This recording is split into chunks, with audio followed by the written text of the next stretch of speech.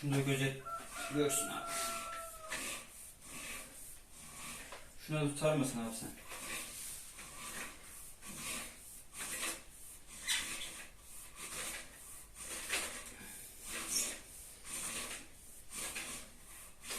Getir abi şöyle görsünler. Kamerayı tut şöyle. İçerisi şu an bunun balçık dolu. Tamam. Alabilirsin artık. Hatta çökme olmuş ara ara.